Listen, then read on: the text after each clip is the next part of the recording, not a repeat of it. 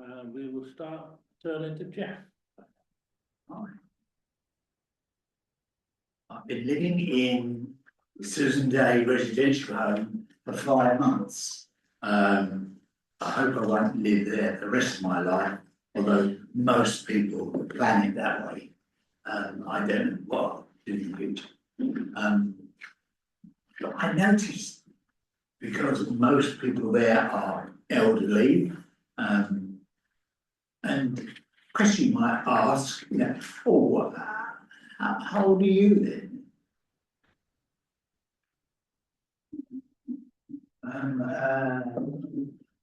No idea. And the more people I ask, I'm trying not to ask now.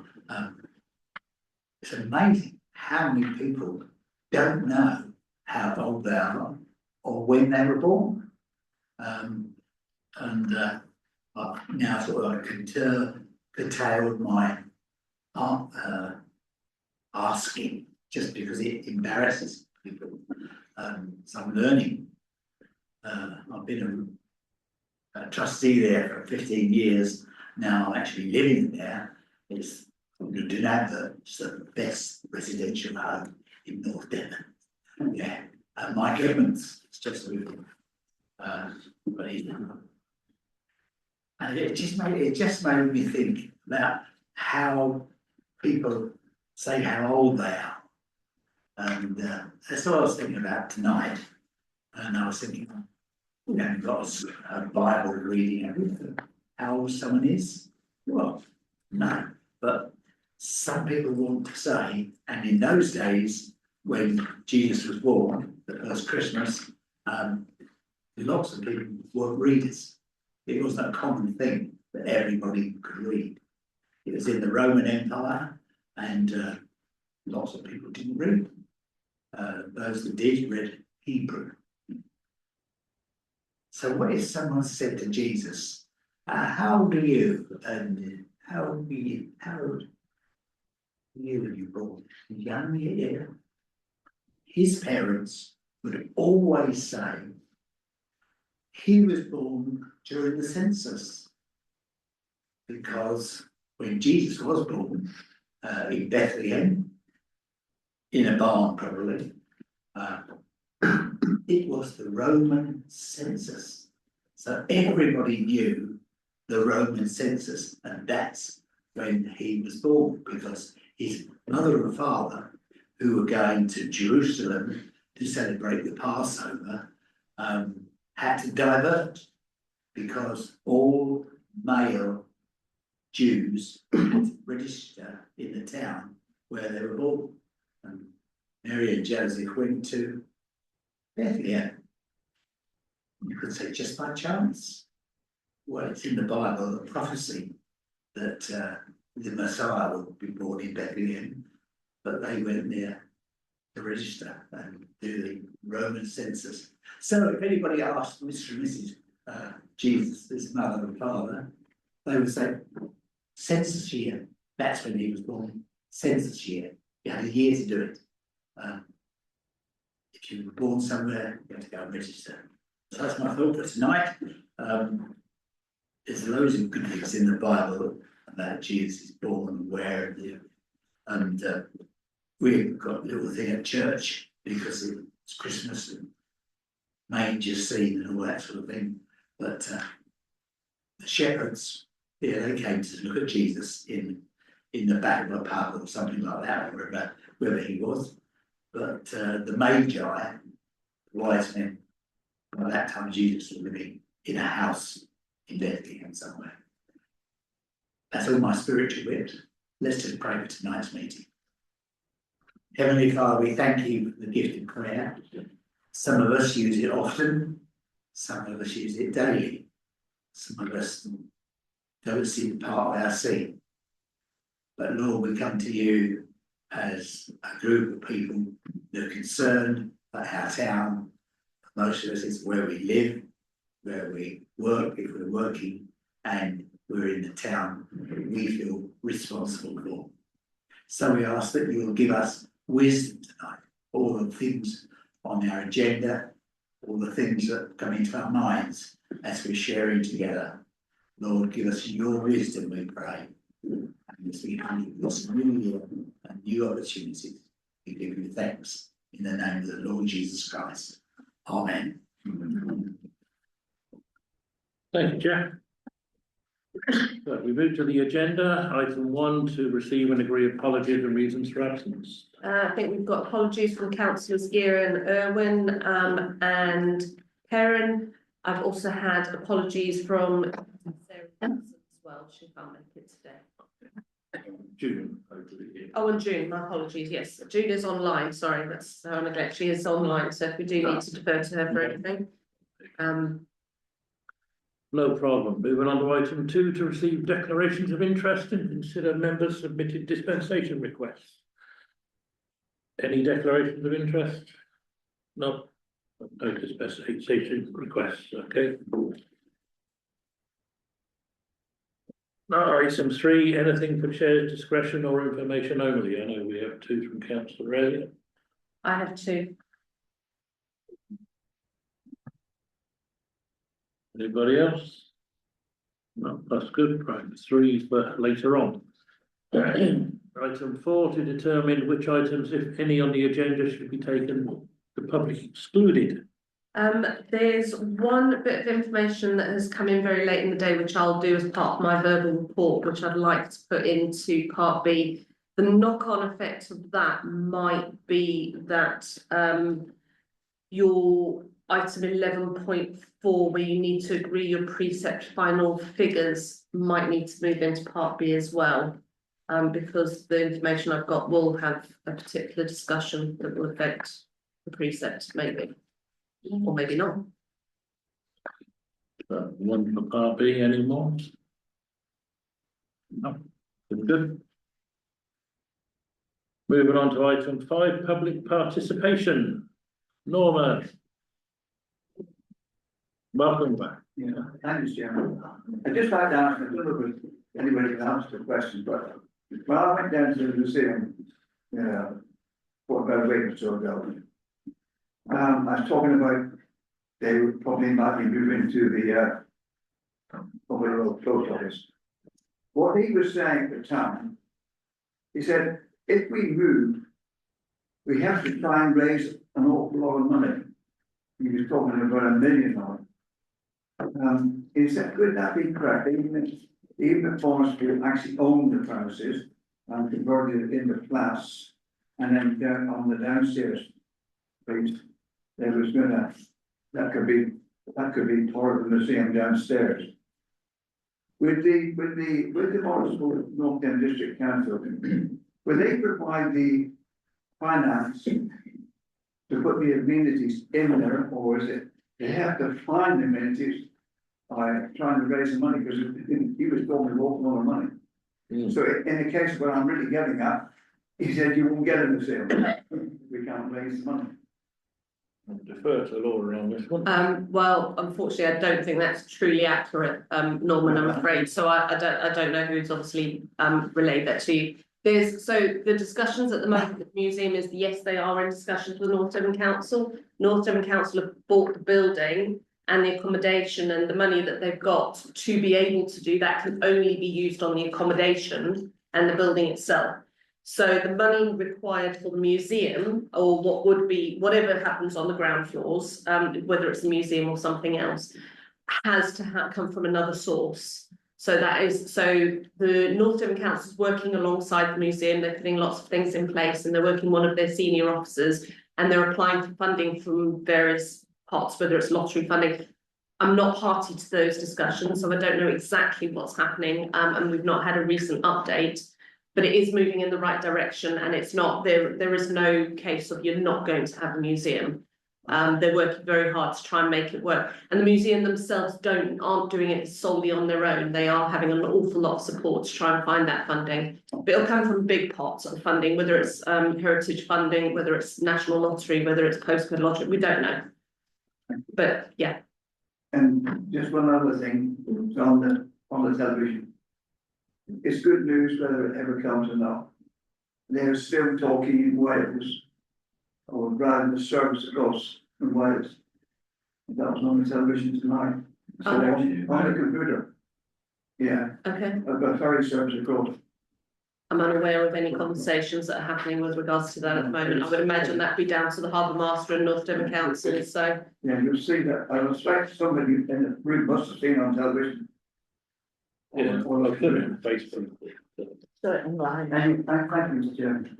Yeah, no problem at all. Yeah, but it's possible. Hello, sir. We're not having these meetings before, so I'm written out my question Yeah, no problem. from councillors. Bear with me. It's about the tunnels beaches.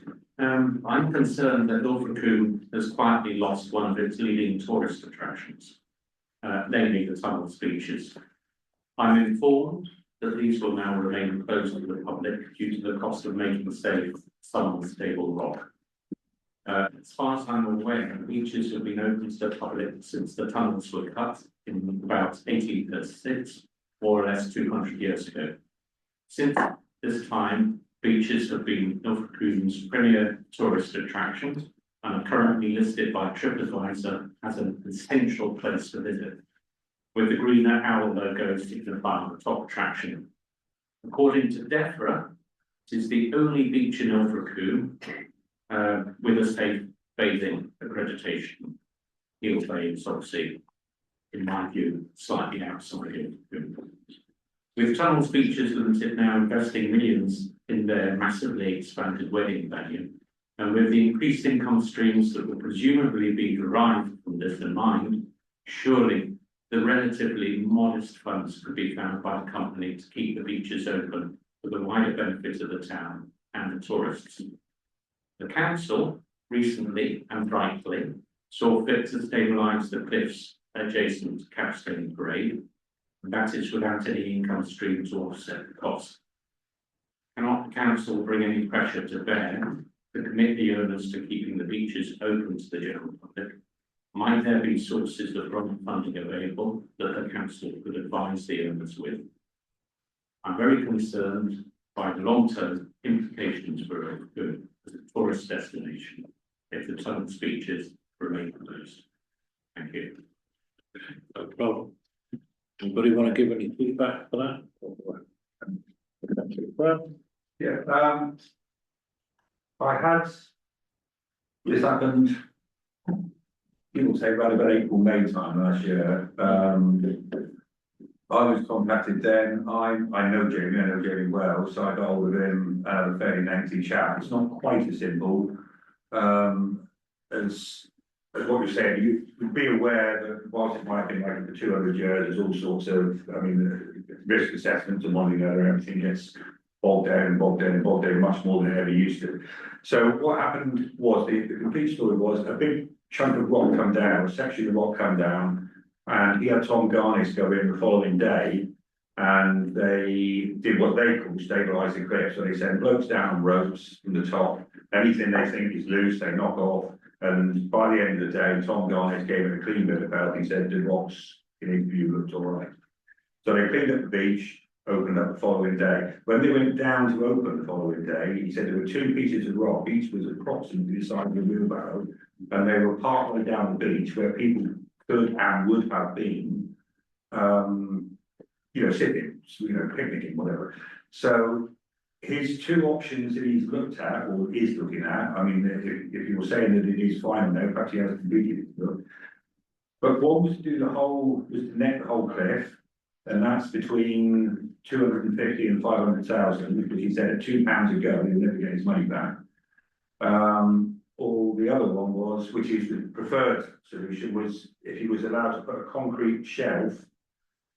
It's similar to what they do in Swiss railways. Now, if you see like a rock, they'll put like a piece of concrete jutting out, and only it does fall off, it hits the concrete and doesn't hit the frame.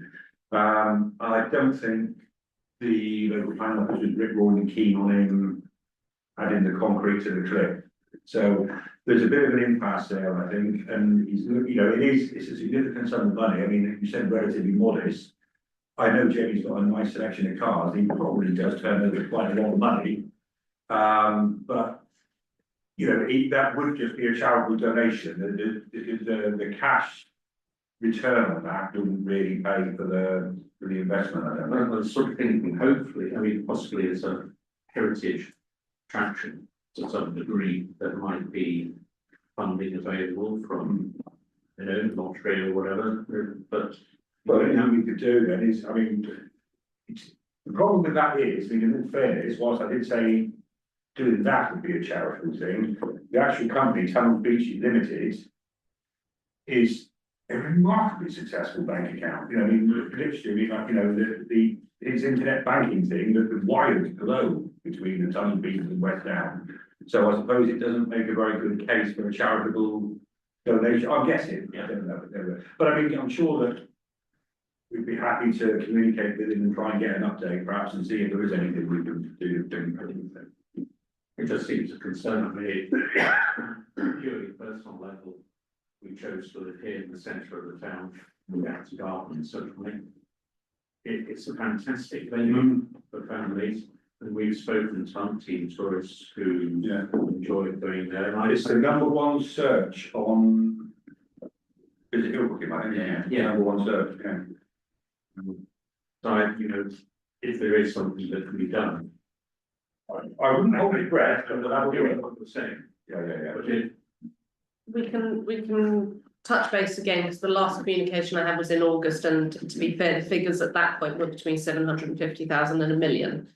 And an 18-month period to get it fixed, so it's sizable to get it sorted, and it is private, so it's, at the end of the day, though the beach is lovely, it is privately owned, the access to it is privately owned, so it has to be at his discretion, and he has health and safety to consider, so. But I'll open the discussions again and just see where we're at and get an update for next full council. I mean, presumably the Capstone Parade area is a similar sort of thing. That's owned by North Devon Council, so that's, No, I mean, that's what they were imagining. oh, potentially, I don't know the direct, you know, the exact information. No, But thanks for bringing it up, because it's important that we keep pushing, well, we are very aware of it, and that's a bit of an impasse. If I can leave that with you all to have a word, say, so. No, thank you for that. Right, item 6, to approve and adopt the minutes of the last full council meeting on the 8th of December. Update on actions taken from previous minutes, so, first of all, any matters arising from those minutes or anything like that? Yeah. Yeah. The Fourth Street Lights, I think that was a meeting where we requested thanks were given to anyone that was involved in getting them back up again. I'm not sure the minutes capture that, or was it a different meeting? I think that might have been a different meeting, Okay. but that might have been F&GP potentially. I looked at FNGP, I can see FNGP, but I might be, I very quickly looked at FNGP, Okay, you know, like 30 seconds, I might have missed it. But I'm not. Okay, but yeah, either way, I can send, I'm not sure who I'm sending thanks to, North Devon Council, obviously. But, you know, and anybody in the Upper team that was responsible for their timely review, all we've got to do now is put the other 16 up in the high street and I'll be happy. yeah. 10. Right, so I'm gonna propose we adopt those minutes. Do I get a second? All in favour? Anybody against? Abstention? No, good. Right, item 7, moving on to the minutes of the staffing committee meeting from the 15th of December. There's one item of recommendation here, which I need your vote on, which is to agree a temporary 3-month contract for the vacant community engagement and volunteer officer position. This was included in Steve's report, all the details thereof. For the 3 months, it costs about 6,000. That's already within the budget. It's a role that we want to cover, but we're going to do it on a temporary contract. So basically just asking for your support to spend that money, reallocate that money. So I'm going to propose it. Can I get a seconder? Greg, all in favour? Anybody against? Abstentions? Oh, good. Right, Steve, crack on. Item 8, make minutes of the planning committee meeting, no approved recommendations, 15th of December, which is, councillor Williams. June, I don't know if you're gonna, Councillor June Williams' absence, I will present it for you, although I feel like she's watching me. Please look at the minutes of the meeting held on the 15th of December and notes for approval. I think probably both will love the meeting as always. good, no recommendations or proposals, so that's good. Item 9, minutes of the finance and general purposes meeting, I don't approve recommendations, 15th of December. Robert. Yes, nothing really to add, very quiet meeting, some small amounts of money being passed around to the reception. Simple and like buses, touring report signed, asked for your improvement. Yeah, so, yeah, thank you for that. Julie noted. I was gonna say, so yeah, I think we've got that a bit later on, Yeah. under Carol's section, we've got separate reports. Yeah, but from the meeting itself, that was fine. Can obliquely, can you link discussion to a set of minutes?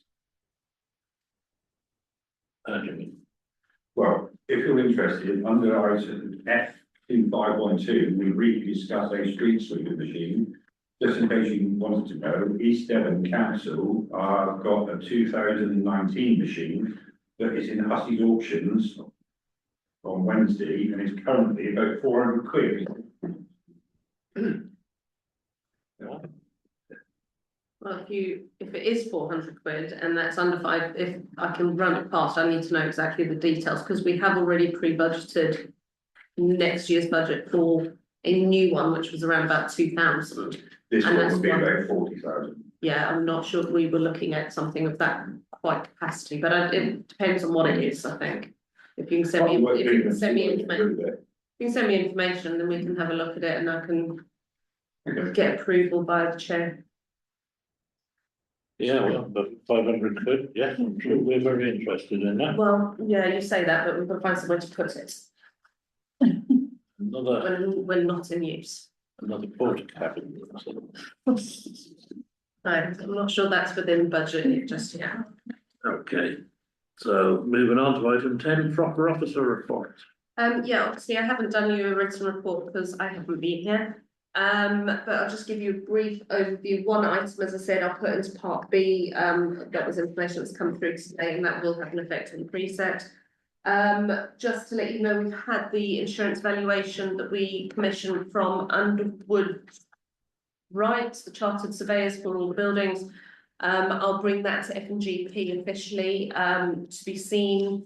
And that will go, that's gone off to our insurance providers. We have, just so you're aware, and this will also be raised at F&GP, we've hit our end of the 3-year contract we've got with our current insurance provider. So that will have to be a discussion that we have, whether we look to get alternate quotes, whether we what goes into it, make sure that obviously all the assets that are listed in the insurance policy are correct, but that's a work in progress. We've got a couple of months to get that sorted, so just so you're aware that that's going to be coming up.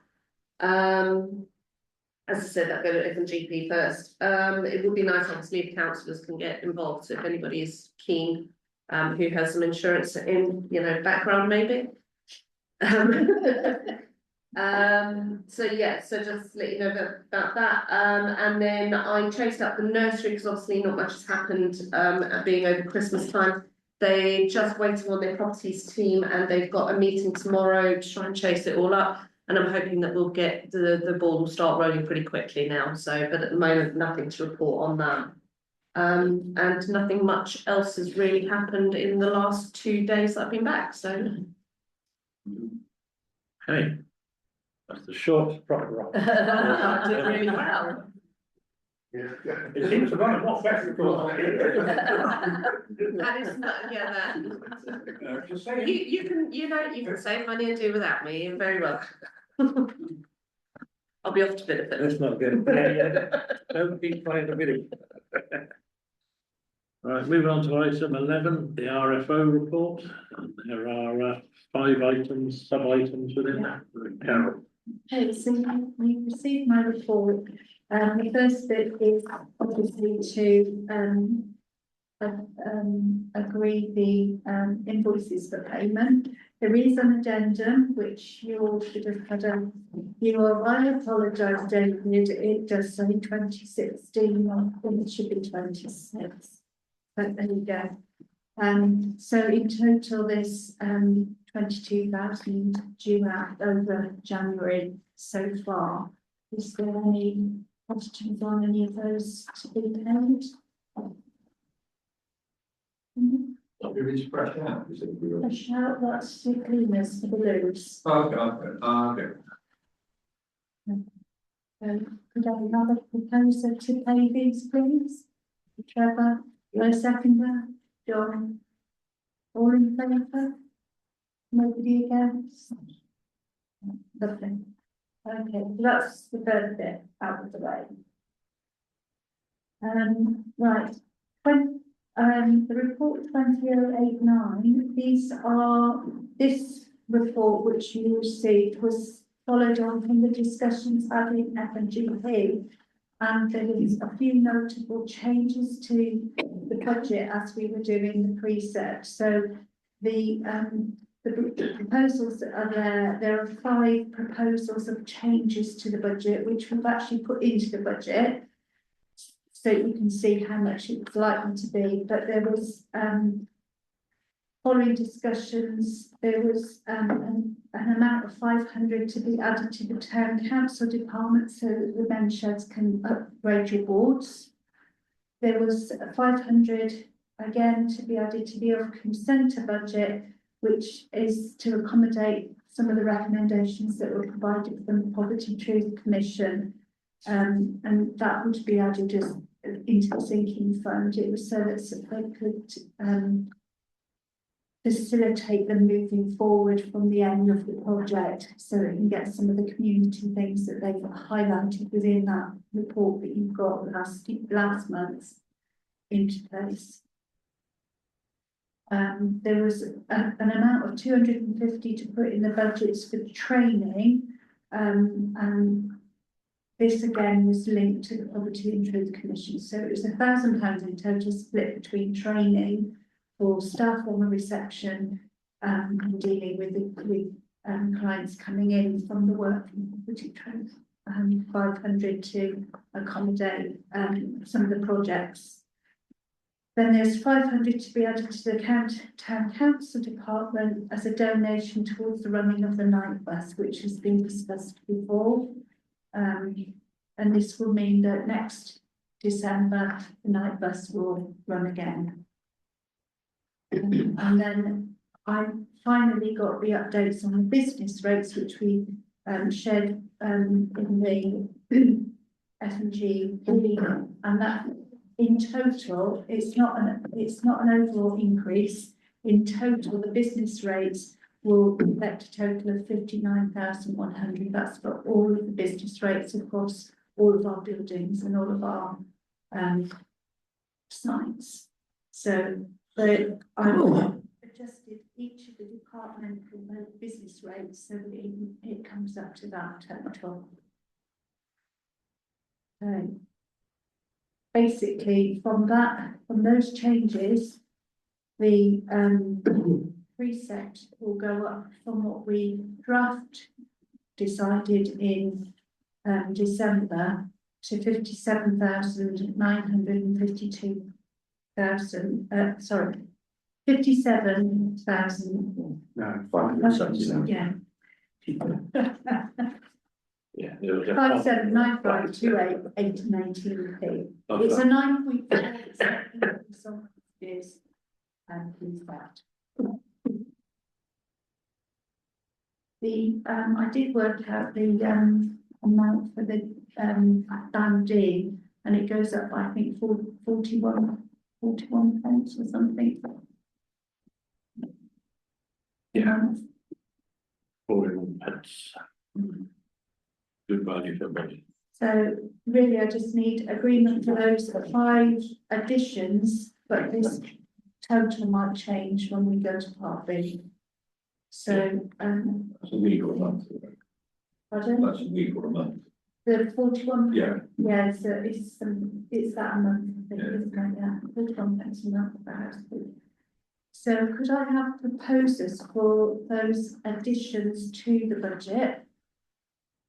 Trevor and John, and is everybody in favour of those being added into the budget?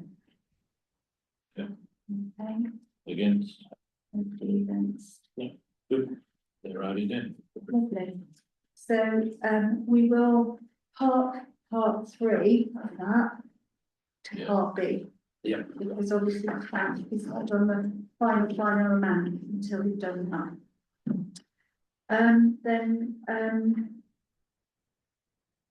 So 11.5, this was the, report that Trevor's written about the about the reserves.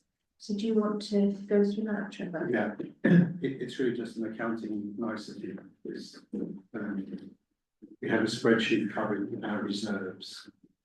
So it currently has a decision that we made earlier in the year to put £30,000 from reserves into the acquisition of the High Street car park. Because at the time, we were expecting to get more money from the public works loan. For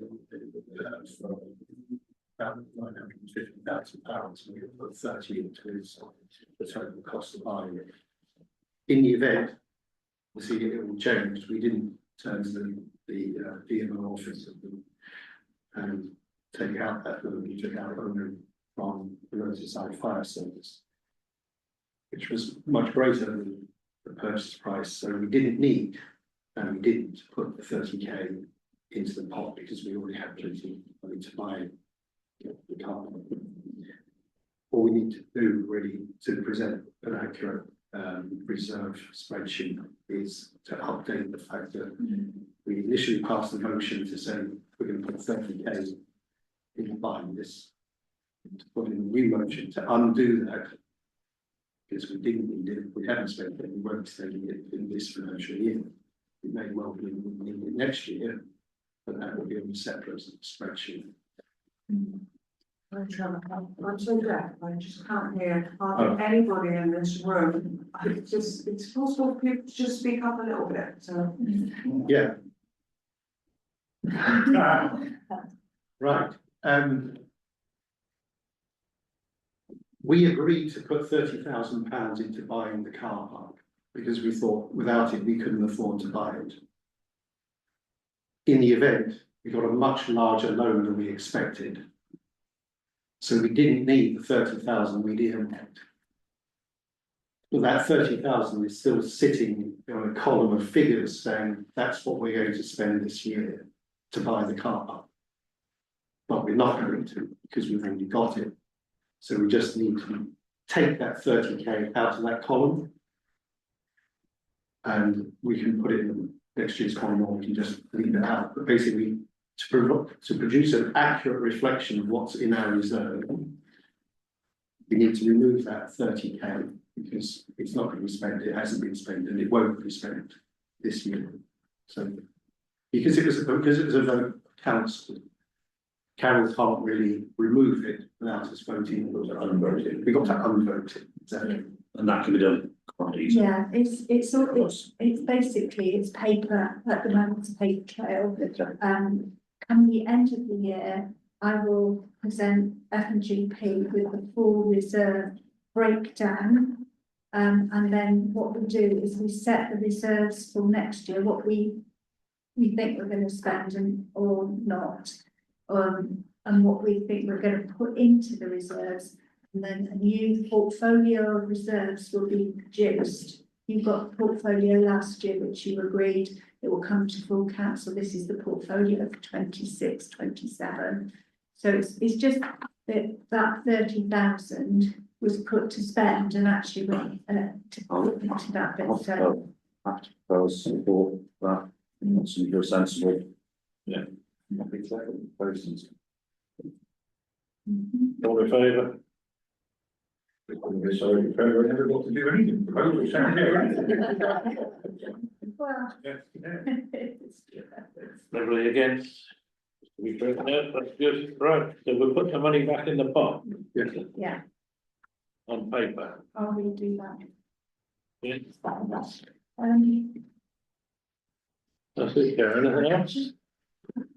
Probably a few things that were happening. Oh yes, APD came and did the risk assessment, and that went very well. They were very pleased with how we've been managing the finance at the moment. I've nearly finished the financial risk assessment based off of that. That was the one thing that was left. So that will go to F&GP. There's very little that we need to address in that, except for, never remember the name of the section now. There's a new bit in the financial regulations that we need to Section 10. That's it. So we just need to make sure that we are up to date with all of that bit, which I think we are. So, Oh, thank you, Carol. Right, moving on to item 12. Steve, you're up, programme manager's report, including what has been updated. Yeah, so pretty much extension from last month really. I'll touch on a few things. So Bells Place, we continue to have really good proactive conversations with Carol at Bells Place to discuss the future of the facility. So just to give you the background again with that, is we're looking for our partners to help fund sustainably year on year, but they can't due to the way that their funding works. So they have to commission services, and this is where the problem lies in where Bells Place is located and issues with the facility itself. So we're looking at various models in which we might be able to help Carol with Bells Place and hopefully come up by a really long-term sustainable future for Bells Place and really to help Carol out. So there's quite a bit of discussion really working through that, and we've got the support of our partners, particularly the NHS, on trying to help us with that. So that happened before Christmas. One of the other things that I wanted to highlight was, and again, I've touched on it in the last couple of meetings, is the environmental issues within the town, particularly now that dog fouling and cigarette butts, which I know that this comes and goes, but recently it's just been atrocious. So we've been on to our colleagues at North Devon Council and I think basically it's all going to come to a head at the town team meeting on Wednesday. So we've got lists of questions, councillors have input questions as well, and some good ideas. And now we're going to hopefully discuss it all at the town team and hopefully come up with some sort of way forward, at least for the next couple of months, to try and get some enforcement in place, but also to get perhaps a bit more focused picking from whatever council. So that's going to happen on Wednesday, and obviously I'll report any outcome comes there. And the only other thing I was just going to touch out from my report was the communication and marketing officer is now started, a lady called Cara Stevens, who's actually on watching in today, and she's getting into grips with, first of all, the branding of the town council and what that might look like to make us a bit more standardised, so we will use the same fonts and bits and pieces. So we'll bring that back to the town council. But yeah, she started on Monday the 5th of January, and yeah, it's working 3 days a week. Good. That started. Yeah, and we've had Neil and Charmaine's reports already. So any questions? Not a question, but I'll speak to Charmaine myself, but she highlights in her report that there's a load of stuff going on which has landed in her lap, and I think some of that's quite important. So if she needs a hand, I'll do some of it. It's Okay. get the business done, you know, I think it can't just be flying about, can it? Which bit specifically? I'm very specific. Oh yeah, she has got a lot on her plate at the moment. Yeah. There's a lot of really good stuff that's kind of So if coming she out. wants to specific bits, if she wants to log me something, I Okay. can do it and return it. Okay, we've got a team meeting tomorrow, so I can have a chat. Yeah. Yes, we've got a team meeting, Wednesday. We've got a team meeting on Wednesday. Yeah, I saw the youth club look quite promising. Yeah. I did that, the Friday night project, Yeah, it's me, Leo, Gerald and Nick Butler. that's it, you can reinvent that. Finest group of young men, are very. Yeah. Our budget is nil, there we are, that's the actual target budget. Looks like Charmaine's going for a little bit more than that. Well, Monday on the seventh. No? Oh, Cara, and yeah, Yeah. to be fair, our communications marketing officer, Cara, is online, so Yeah. Welcome. she can hear you. Yeah, well, welcome, joining the team. Yep, didn't know she was there, so there you go. So any more for Steve before we move on? Oh, good, right, item 13, to receive reports and proposals from Ilfracombe Town councillors. Do we have any reports? No, I don't think anyone submitted anything. Okay. To receive reports from county and district councillors. You've had, I'll do county quickly, Paul, before you, Yeah. then I think you've had Sarah's report, as she says, I don't think there has been much going on, obviously, this month, because it's been Christmas, but, I circulated that the other day, so if there's any questions, we'll need to direct to her. Okay. Check. I think John's. As a district councillor, I, before Christmas, went to the licensing community meeting, just to give you an update on what happened there. Is, there was, taxi and the fare tariff, there was a review for that, which is not reviewed in 2022. So what's going up, there's two options, there was 14 offered, so there's a lot of talk about that, but two came about to ask taxi drivers what they would prefer: a flag fare, which is what you start with, up to £3.50, and no increase on the actual meter running, or a same flag fare as it was and a 13.7 increase, but they're asking them valid charge of £100, waiting 30 pence a minute. Stop people keeping them waiting. That's what they're putting out. Public holidays 50p charge, and it's going to be a flexible motion. If the fuel goes up to city prices, they can change it. That's what we discussed, and that's going on to a consultation with taxi drivers. I'm not sure if it goes to the public or not, but that's there. And we had the antisocial behaviour hate crime section of our licensing committee. Got a new sergeant who replaces Kevin Connor. He was Dion Dublin's lookalike, spoke like him, but we've got a new one, a lady called Sergeant Money. So she seemed lovely. There was in the North Devon area 36 community protection letters sent out, and 2 notices. Some have been prosecuted for breach of those. Hotspot Ilfracombe still remains for street drinkers, so they're trying to keep on top of that. But the marshals are doing a lot, helping move people on, stopping them drinking, taking drinks off. The magistrates are trying to deal appropriately with people, trying to make it a legal responsibility for the addicts to get treatment. That's what they're trying to do in the Act. So they're trying to enforce that, the police with magistrates. That was a discussion that happened, whether it's happening or not, sort of thing. And then lastly, we've got a new licensing policy, well, a animal licensing policy review. A few tweaks to the wording and a few hikes on having primate licenses. That's basically it. So that was the licensing meeting.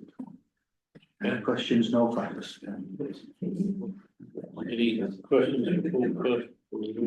It's actually a more general question based on Councillor Wilson's report about the removal of the trade waste service. And the question was, will businesses be getting any support to try and find alternatives if this, if they've been using the service and it's now removed?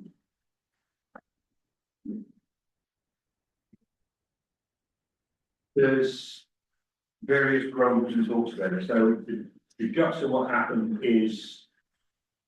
It was decided that Stratford Resources, it was brought to Stratford Resources in December and they kicked the can down the road to January. We had another meeting in January. It was whipped. One group, one particular group was whipped, which is bad form in a committee-based council.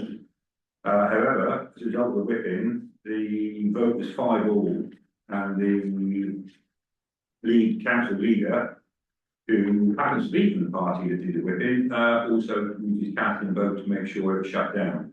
So we being the other 5, were trying to promote a thing to say that they would keep doing the refuse on the hope that the recycling would be easier to relocate to other people. You know, the fact that the product should have a value, so it should be easier to sell it. What happened then? It got quite interesting. So this is opposite driven, without a shadow of a doubt. The officers are desperately getting rid of it. They've been trying to get rid of it for 10 years, and they finally got a council that will vote in favour. They always say it loses money, it loses a fortune. If you go back over a council report 3 years ago, 6 years ago, 8 years ago, you'll find the same sort of reports and the same kind of numbers.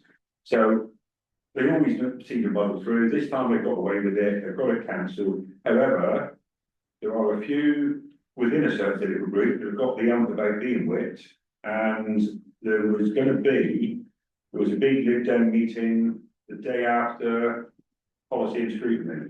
What day was that, Dan? Last Thursday, wasn't it? Friday. Oh, yes, sorry, Thursday. And then on Friday, the Lib Dems are going to have a meeting, and they might change their mind. I don't know. They're getting obviously bad press from their councillors. So it's pretty much a lost cause because the officers are snatching at it and trying to do as much as possible, so it's hard to return. But the leading political group are wavering and having second thoughts, so it might be a lost cause. Yeah. What happens from now, I don't know. It really is fast moving, and it will be day by day by day. I've not had anything since. It was supposed to be a leaders meeting called. There hasn't been. Well, if they're out there and invited me. So there we are.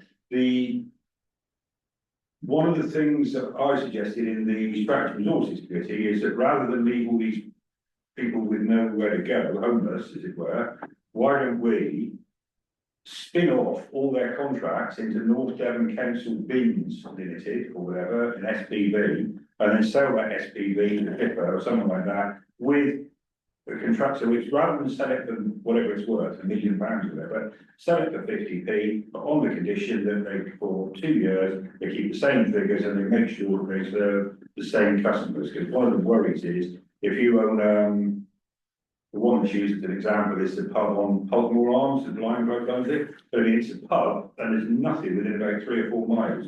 But if you're a commercial business, it takes some working out why you've got to send a 26-ton lorry all the way up to that pub to pick up one bin. So that's the worry. North Devon Council do it, but would BIFA do it? But if they contractually had to do it for a number of years, that would have been a way around it. Again, I think that was perfectly sensible, but it's like it's always been designed to fail because they want to stop this in April for the new financial year, and all the council contracts routinely finish on the 30th of March. So on the 1st of April, they literally would have nothing to sell. And I mean, there are some things that you can organise well in a brewery or something, is that the expression? And it's like that, but it's officer led. And the leading group, because they thought they had to, went along with it, and now they're in second thoughts. That's the guts of it. I think it probably will still happen.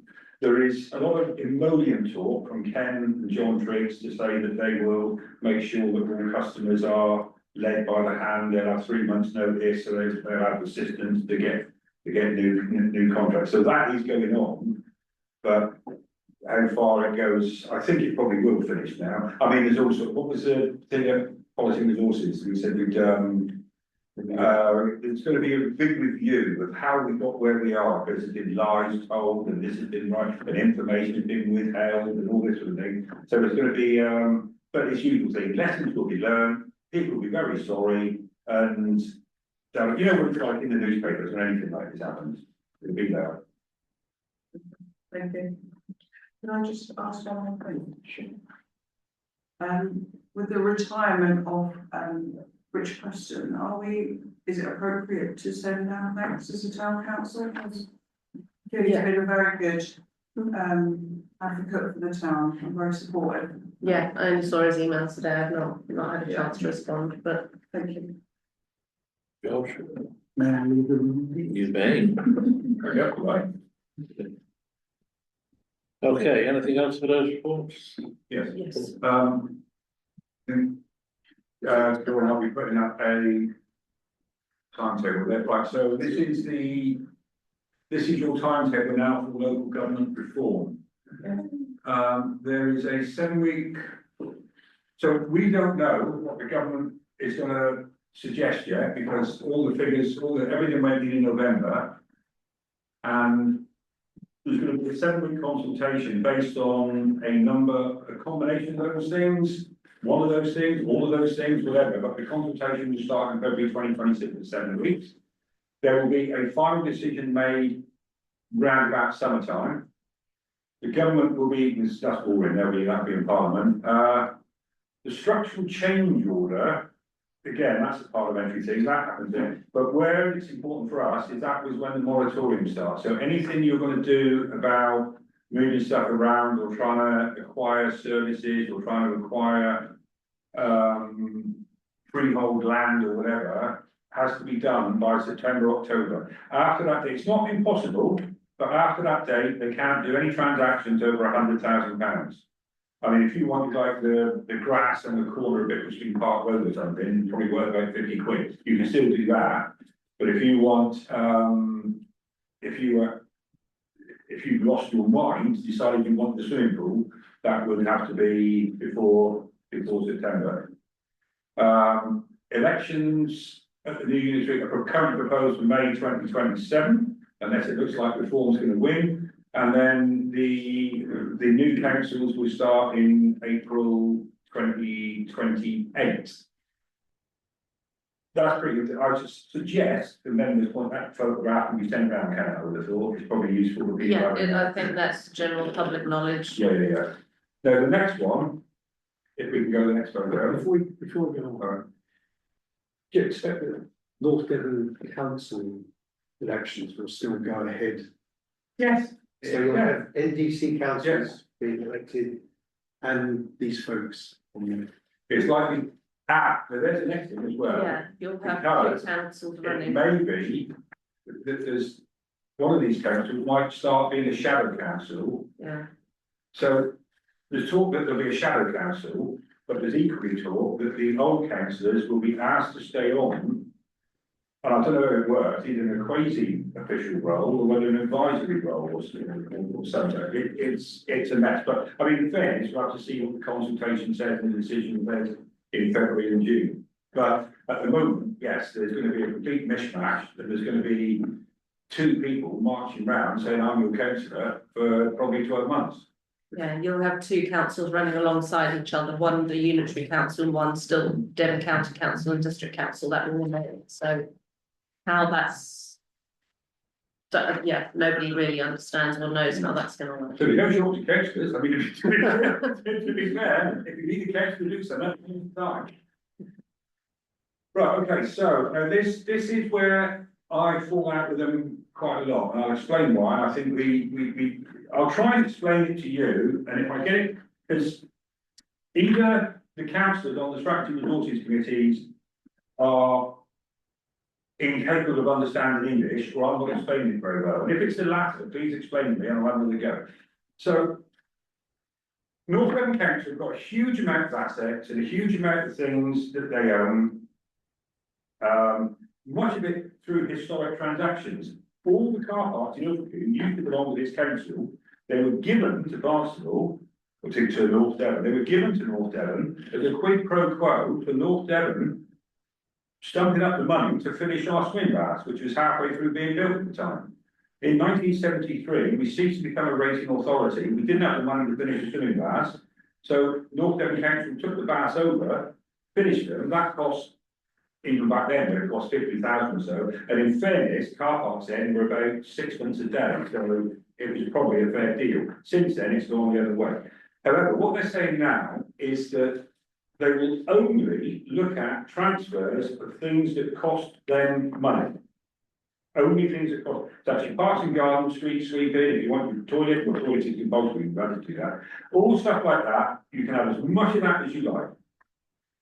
Anything that goes any money with it, it says at number 2, that no cross subsidy transfers. And that's absolutely wrong. Let me explain the logic that they say, and then we'll go into this business whether I'm using English correctly or not. So what they're saying is that it's their duty to make sure that the new council is financially viable and is capable of operating successfully. They then go on to say that the new council will, as well as having to do parks and gardens and sweeping the streets, will also have to do adult social care and special educational needs. And it is likely that the new council will be overwhelmed with special educational needs and adult social care, so everything else will go in the skip. So they're saying that if you don't want that to happen in your town, what you've got to do is your parish council is going to take on the assets to ensure that your public still continue to enjoy those assets. And that, from what they're saying, that's a decision that the parish council's got to make, parish council's got to make. Well, my argument is, we are district councillors, we have been voted to represent Ilfracombe at North Devon, and there are Barnstaple councillors, and there are Fremantle councillors, obviously.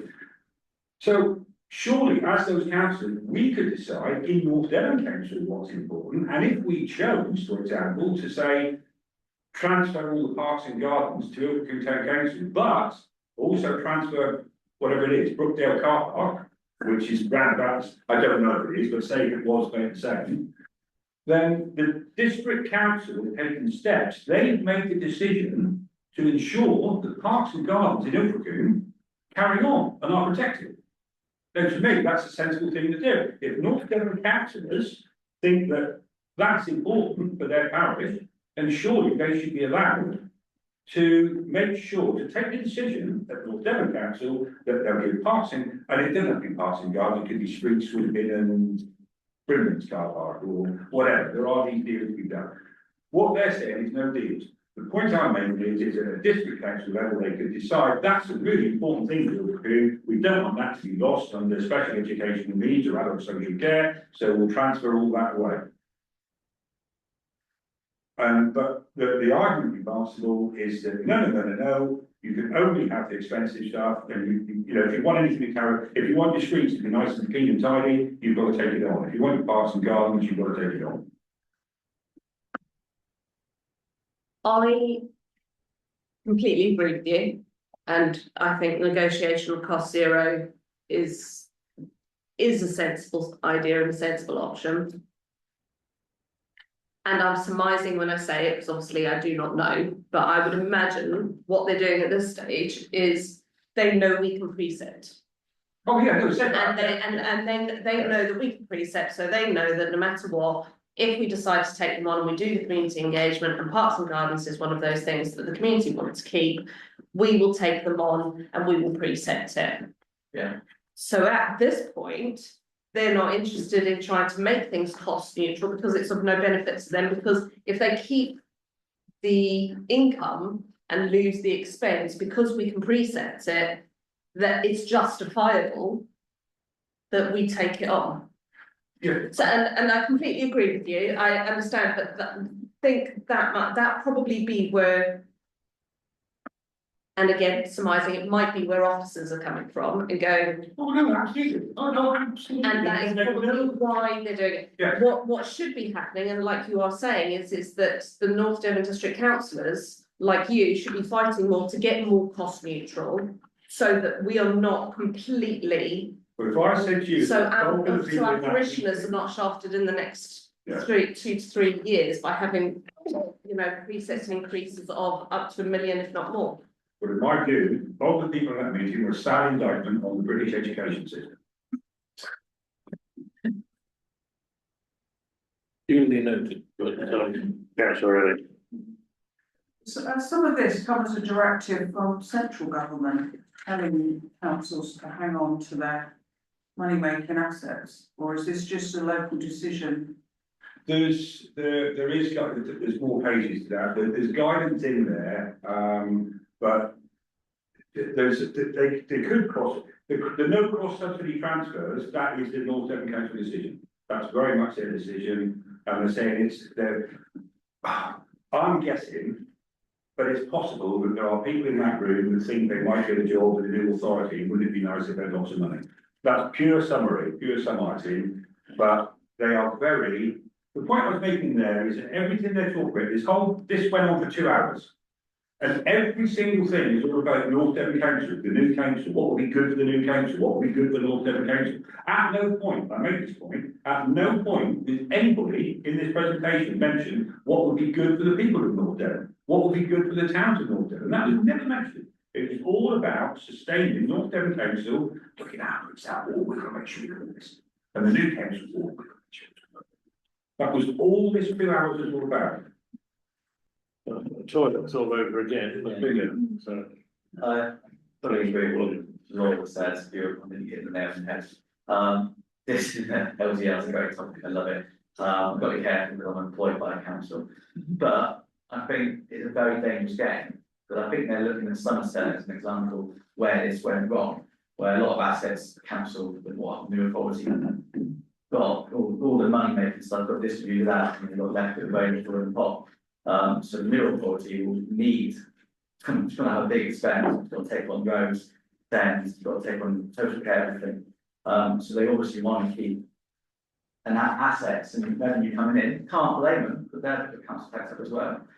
But yeah, as local people, I think we are entitled to assets that mean we can support our community. And you can't keep relying on the precept. It's not sustainable, well, they're residents. So this is where I think, do you remember we were saying back on that we should make these little subgroups of like local councils, so that rather than being dictated to, if all the parish councils get together or get together in clubs, it's a weightier body to go in and say, oh, you can do that, or at least debate it a little bit. Yeah, well, that, as I said, that work started, sorry, David. Yeah, right, and I think it's down for a body of councillors that are elected to stand this. And to be honest, it's North Devon Council is quite officer led, we've mentioned many times, and councillors are a little bit powerless in some decisions. But as a body, as councillors and as a council, we should put a voice together and say that we are entitled to some assets. Because ultimately, we are here to serve the community as well, and we can't do it in a precept of the time. So I think, again, with this LTI model, we have local blocking, it's up to us to argue it. Will they listen? I doubt it. So sometimes somebody wants to set up a subgroup. Well, we already Well, have, we we already have have. the No, I think what Paul's referring to is the clustering that we were aiming to try and do, which is what we are trying to do within North Devon. And the latest before I left was to try and get some engagement done with the help of North Devon Council. Needless to say, we've not had any further information, so I will get back in touch with town clerks of the big towns, and I think we need to just start doing something ourselves. Well, this is down To to start moving it forward so that we can actually start clusters. This is our LGR, this is what it's for, isn't it? We do have an Yeah, LGR. so we don't make a new subgroup, we've already got one. We've already got it. Yeah. Now, when we actually finally get some idea what's happening midsummer, it won't be before that, when we can actually start arguing the points that we need assets. And I think the LGR group's already done quite a bit on looking at assets. I know we spent a long time looking at assets. What we can take and what we should take, what we would like to take, and what we don't get. It's a little bit of watch this space then. Oh, it's massively watch this space, but again, it's going to take a lot of arguments when it comes to it. Well, I don't think we'll fix it tonight, but yeah. No, it's an awareness thing, but I say, at some point, I think if all 5 councillors, including the leading group, were to sign a letter together with the town clerk, so basically anything political in Devon, in North Devon, anything political in Ilfracombe was all pulling in the same direction, saying, oi, that should be taken reasonably seriously in the code. Okay. Well, you said that there are evidence when it doesn't, but there you go. Well, thank you for that.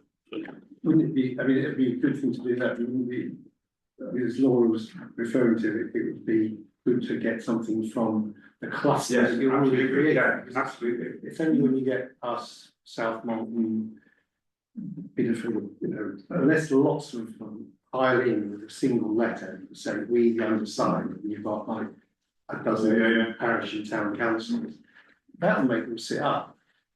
I mean, there's no reason why we shouldn't do controversial from town council. It's not gonna make them sit up and listen. I agree with that. Can I just suggest that we leave on it and we don't go via Barnstaple and Devon because they're pretty much the same thing in all honesty. Well, when you say Barnstaple, you're referring to Barnstaple Town Council. You know, they get such a good deal from NBC that Well- they're obviously involved them, but I think we should leave it there. I was going to say, I think at the moment, North, just so you're aware, Barnstaple Town Council's only just now setting up and, based on what we've done, a devolution LGR subcommittee group themselves, so they've kind of started that.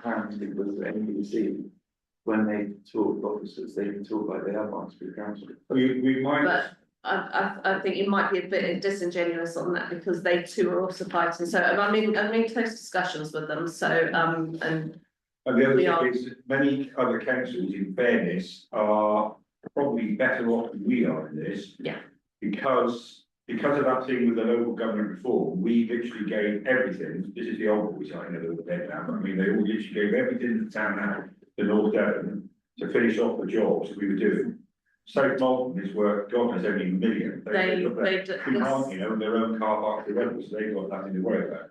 Littleton and they've got Lilworth an have the agency, charter, yeah. so they've got a, you know, so we're probably the worst off council, but it's, you know, for this, for good reasons in 1973, but 52 years later, it's 53 years now, it's come back to bite something else. So, Should I hit them there? so, Okay, interest of time, we'll keep moving. Yeah. Right. Yeah, I think, yeah, good to mention, good to discuss. So we're gonna move on to item, where are we, 15, which will be Lee and Lincoln. Right. So we've seen the update, Lee Lincoln. The main issue in December into January was the Openreach outage. The internet went off early in the morning of Christmas Eve and no connection was resumed until the afternoon of the 2nd of January. The main reason was works were needed to be done on the road, which was a bus route up at Slade, and they couldn't get authority. There were no officers, North Devon Council who were able to get hold of and get the permission to close the road until the Friday the 2nd. They got the permission, closed, and the internet came back on. But what it did flag up was in rural areas where you have a limited or zero mobile connection, there are great concerns about what is going to happen 2027 when copper landlines go. So some of the elderly residents and vulnerable residents still have a landline. They were okay, they felt reasonably safe, but they did flag up their concerns about when the landline goes, because we don't have a mobile reception in great parts of Lee and Lincoln. So really, what we'd like to do is, if it can help, is get a letter to our MP to reiterate. We know he is supportive about trying to get mobile masts, etc., so we can get a better mobile reception. But it's more to reiterate, you know, at government level, that Openreach shouldn't be allowed to pull copper and landlines until there is a safe and viable solution. Their current reaction is, well, we can provide battery backup for a few hours. So what happens when it's 9 days? And there's a case study that was part of my report, which was given to me by somebody who lives near to these vulnerable people, and it highlights quite clearly, you know, what the concerns are. People who are vulnerable, who, if they haven't got internet and they haven't got a phone line, then, you know, it really is concerning because, you know, if they're up on the outskirts of Lee and Lincoln, some of them can't even walk down into the village. And those of us in the village that were with Airband, we were okay, so that's like 20% of the village. But the majority, you know, of people are still with Open Reach, so it's a big concern. So the request came back, could we have a letter to go to our MP just to ask for, you know, what can he do to help us improve connectivity, or, you know, before we lose the landlines. Right. Also, there's a movement to push more things online, including healthcare and consultations and virtual hospitals and all the rest of it. What happens to those people in remote areas, 9 days without? No, it was awful, yeah. So that should be a focus as well for them. So one thing we're talking about in the village hall committees, we're looking at, you know, the residents looking at resilience. They have Open Reach, so they have no reception, but they're looking at, could we pay for Airband as well, so that at least there's another alternative and have it as a hub, you know, something like this happened again. But again, people have to get there, but it's really more the question is what happens when these elder people who have no mobile reception, haven't got a landline, if they haven't got Wi-Fi calling, the stuff. Can I just ask a question? Yeah. What date did you have? Because I watched a thing on television about Open Reach over the Christmas period, and they've been forced to extend, and I understand they've extended till 2028 now. Right, so the date we had was by the end of 2027. Right, so I think it's mid-28 now.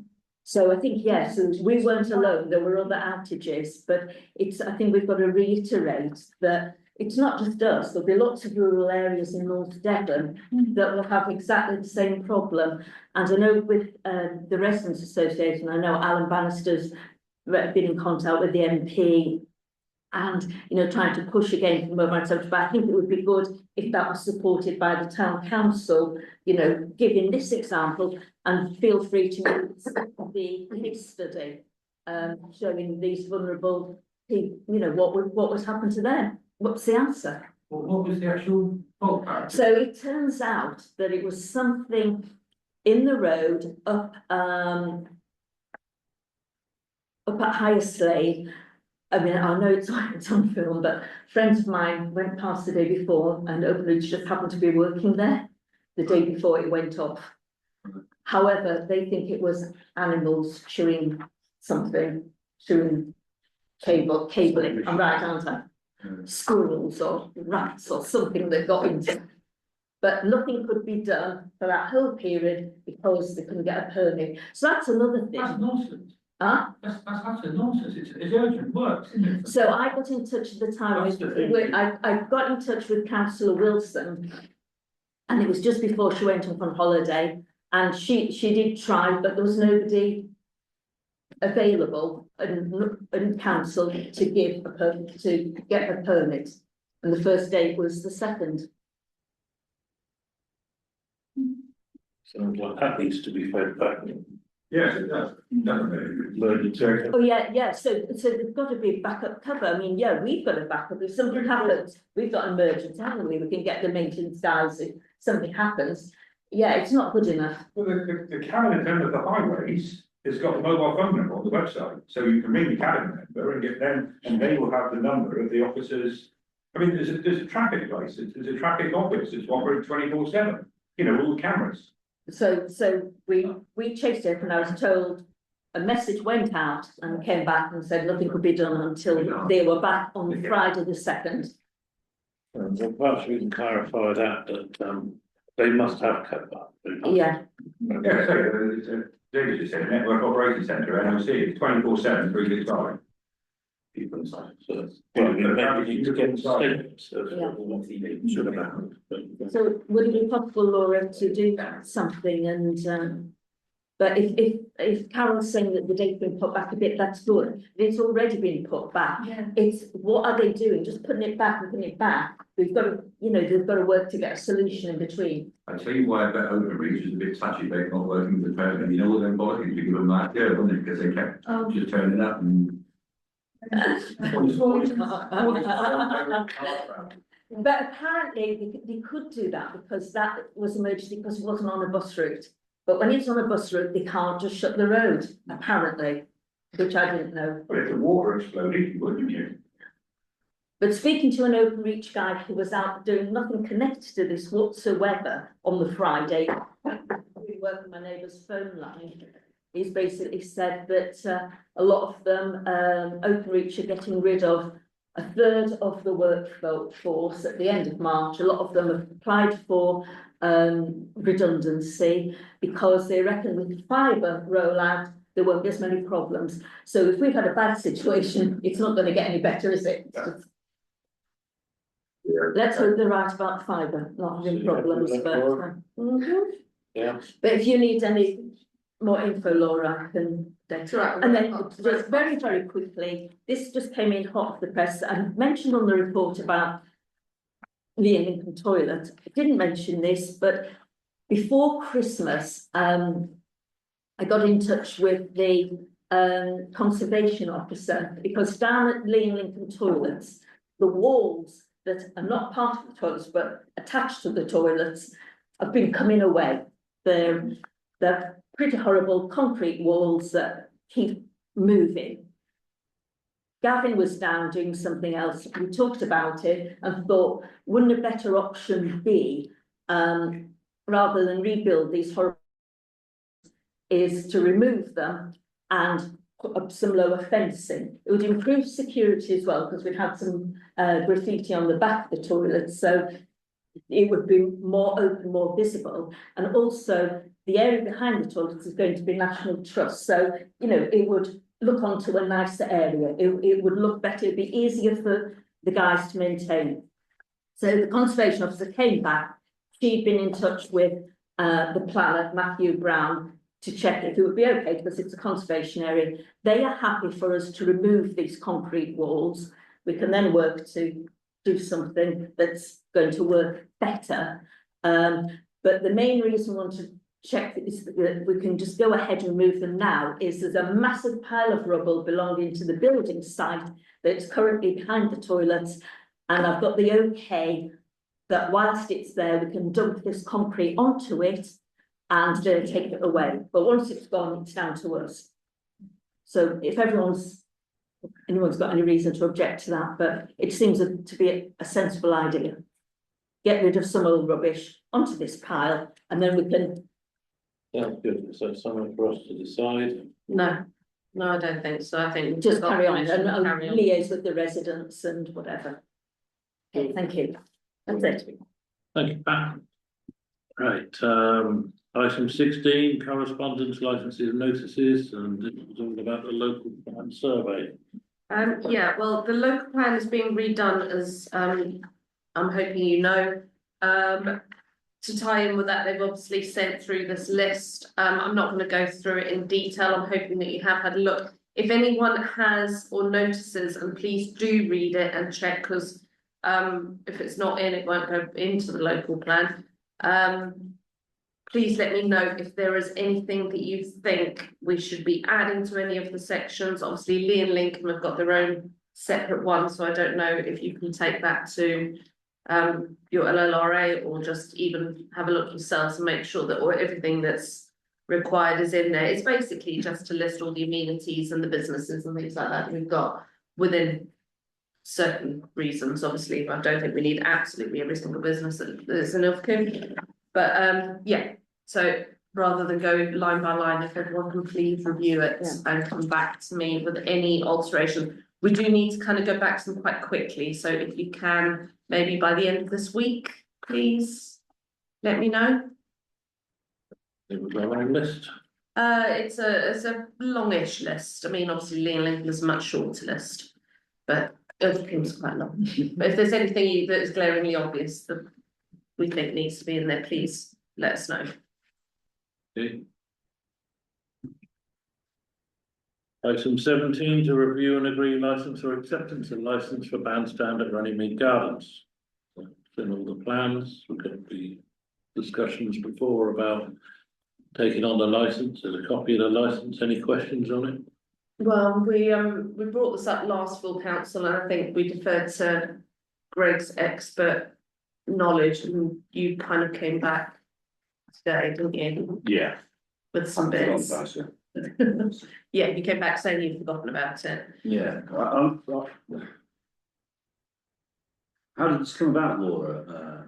It came about because Events Field Coombe used to run the bandstand and then I think it was one person that has been running it and just kind of booking the events. Don't think there's been its financial contributions in any way. I think it's literally just booking with them. They've decided they don't want to do it, so they've asked us to take on the licence, and I think that's why it's redacted. I think this is the licence that they potentially had. My only thing is looking at it, it's a bit inconsistent. Yeah. Because I don't, and this is where I kind of need you just to have a look at it. I think I was concerned with the map versus what we were taking on. Indeed. And obviously, you know. So we have a draft licence here. And my sort of first point was whether we just want to be a booking agent for the bandstands to effectively ensure that we have some entertainment, music entertainment for our guests, tourists, and residents, or as this license suggests, actually we effectively take over the whole of Runnymede Gardens. There was a plan there. It's not just the bandstand. The license requires we make good any damage at the end of the license period, seasonal license presumably for, I don't know, 6 months or whatever. Doesn't talk about any maintenance. Maintenance, I would suggest probably lands still with North Devon. We're required to insure the area. I mean, do we have, would it be an extension to our existing insurance cover, £5 million? We are required under the terms of this licence to obtain PRS licence and things of that nature, to clean and remove rubbish, and actually also to sort of supervise the events. So if having somebody there, which is not, I wouldn't have thought, very realistic. And I can't imagine that Vents Wilkie took on the extent of those obligations. I think it was very much going on. You've got to appoint a responsible person. Yeah, but I mean, were there any form of sort of risk assessments, however simple, how many people have you got? What sort of event is it? Did they have insurance for it? I really don't know. I think it's sounding like that we don't want to agree the licence in its current form. It's a bit ambiguous, I think, some of it, because I mean, my main concern is really the fact that we've got a licence for a bandstand, yet a map for an entire garden, and that's where the events would be held. Potentially, yeah. You've got people using the area around it.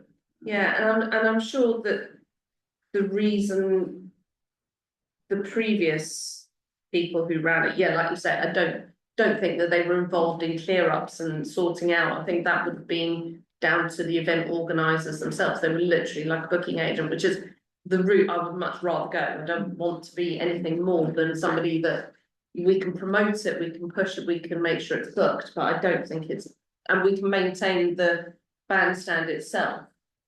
But, the actual.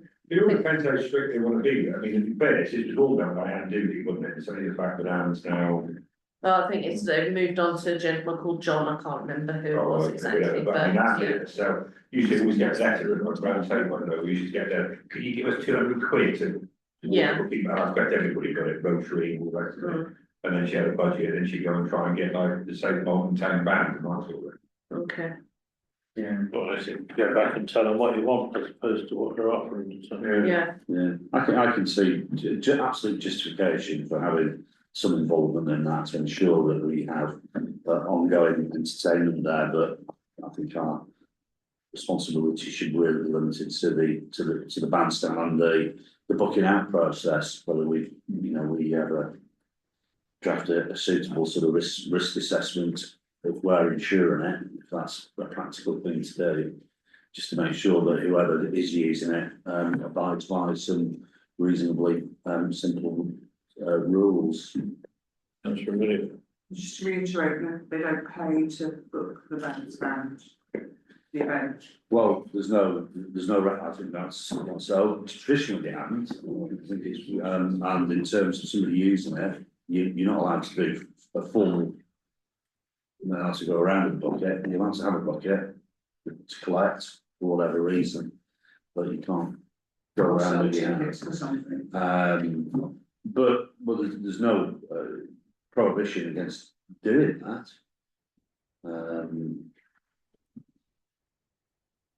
so there's nothing in there that stops us from doing that. No. But I was just saying in regards to, it needs clarification, because as you say, it's a little bit wishy-washy. But I suspect that this business about looking after, 2.5 hours up and stuff is like, as a booking agent, you can still have the choice of booking either Des O'Connor or some sort of thrash metal band. And the thrash metal is more likely to be 2.5 hours, isn't it? Like, the poet with and all that sort of stuff is going to damage the grass. But Don't go as much. well, a bit of a mosh pit there, then it came out split that there, but a mosh pit is where Des O'Connor wouldn't. So that's possibly where the responsibility, right? I'm guessing. So we're in support of. Sorry, George. Just involved in the Winter Wonderland with Dickinson. And if someone wanted to book an event and use the bandstand, presumably for music or something, really we should be saying to them, well, you have to provide wardens, you have to do the clear up afterwards. And to be honest, I think if you get some band wants to play there, they're not going to want to do all that. And it just. Well, that's the bands. Right? The bands usually get paid. The sort of the town bands, I think there's probably been other, I think I performed there, but without pay, not paying. Whoever promoting it would decide to pay them, but can you think of any organisation that would want to put bands on at the bandstand? Because they wouldn't get any income from it. And it would be costly. No, it would be a stationary bucket. I mean, particularly, I think, for charity events. So come on down, listen to some live performances. And the only way we're we're raising money for a good cause, put it in there, please put your debit card in the bucket. And we'd hope that would provide enough money to have the wardens and the clean-up after. Yeah, I think you need to go back and say what you want, not what you're offered. So I think we'll defer that to the next time now. Yeah. Okay, item 18, chair's discretion. We've got several of those, so I'm conscious of the time, so we'll go through those. Councillor Elliott, you had two. The first one is a request from an elderly couple, living on St Lawrence Road and catch the bus regularly. There on the corner where Bigglescombe Park, that corner there where the bus stop is, a request for a bus shelter. I'm sure there's precedent somewhere and people have asked for it before, and there's probably a reason why there isn't one. But it's a pretty exposed corner there. I don't know. Go about requesting them. I can, well, strangely enough, I think sorry. George's question. I was just going to say, if you were going to put one there, it would have to be back, because I mean, it's hard enough getting out of that corner anyway. Yeah. If there was something blocking the view. But then you wonder whether visibility was the reason there isn't There one. would have to be backup. I don't think that would be an issue though, would it? It's Oh, Yeah, I think we brought this particular one up before through council, and I think you're gonna look into that, see if. Yeah, so Allowed. the it is gonna be down to visibility on that corner as to why nothing's been put in there, and that's why it's only a post. With regards to that, I think DCC have actually asked, and I think I emailed round to everybody not so long ago saying, did you know of any areas that you particularly wanted any further bus shelters, because they were talking about opposite Ilfracombe Holiday Park, in the opposite direction to the one that they've currently got. So I will go back to them. Obviously a decision will be made, but I'll liaise with them and see if it's an option. Yeah, thank you. And the second issue relates to something we've talked about a lot, which is so-called supported housing. So that's establishments where landlords offer housing that's supposed to come with support, but which often doesn't. And it's meant in places like Ilfracombe and other seaside towns that we get people placed here with high levels of complex and additional needs, but without the support. Well, you may not be aware, but 2 years ago, a Conservative MP, Paul Blackman, had a successful private members bill in the Supported Housing Act that was going to close the loopholes around this scheme whereby landlords get money through housing benefit but actually don't provide the support. So there will be regulations. So the Act aims to break a lucrative model for the landlords of exempt supported accommodation in which unscrupulous landlords are making millions of pounds via housing benefit, providing poor quality homes for vulnerable people, often with little or no support. And the people typically would be people who have been released from prison, people with substance abuse, people fleeing domestic violence, or people with mental health problems, all of whom require support to live independently. So, government launched a consultation on the new regulations in February last year as part of the Act, but has yet to publish its response. And housing campaigners generally feel that it could be years before the law becomes a reality. So, as a town council, we are acutely aware of the consequences of this largely unregulated model. And I'd like us to note today and wonder what we could do as a council to put pressure on government to bring the Act's regulations forward as an urgent matter before it's kicked into the long grass. So, yeah, I would have written a proposal, perhaps a bit late in the day, but ideally, I think a letter to Minister of Housing and our own MP. I'll be honest with you, because you're in chair's discretion and it's for information only, you can't make a decision on what you do. And this part, what I'd suggest is, and I'll be honest, writing a letter is probably a little bit out of what my knowledge base. So I wouldn't protest to even understand or know that well. I can do my best, but I don't know, do we wait and get the proposal in for next full council? I mean, is it desperately urgent that we have to do it? Well, nothing's happened for 2 years, but then maybe what I would suggest is if you can bring it back to full council, give me an idea of what you want in the letter so that we've got an idea of what to communicate out. And then if we have any disagreement after, which I very much doubt, because I think we'll agree, we can get it out after next full council. Is that okay? Then we'll do that. Next up was yes. Trevor. That's fine. In the event we actually already covered mine, because I was asked by a resident, why isn't the council doing more to get the Tunnels Beach reopened? Okay. Which we've already discussed. We've discussed it. Okay, I'll leave you. Yeah, so two bits, which is just information only. And it is part of Neil's report and he has emailed this out to you. This is really good news, this UK pack. This is an initiative that the Police Crime Commissioner has got, which allows people to be able to report easier and businesses to be able to report. And normally it would cost businesses to get to the app, but they're actually offering to pay for it and they're coming to do a public meeting. So the public meeting's on the 20th of January. If we can try and get as many businesses there as we can, especially high street businesses, the high street traders are all involved. And they are going to go, it'll just explain the process and explain what it is. And so everybody understands exactly what it is, because I'll be honest, I don't know exactly myself.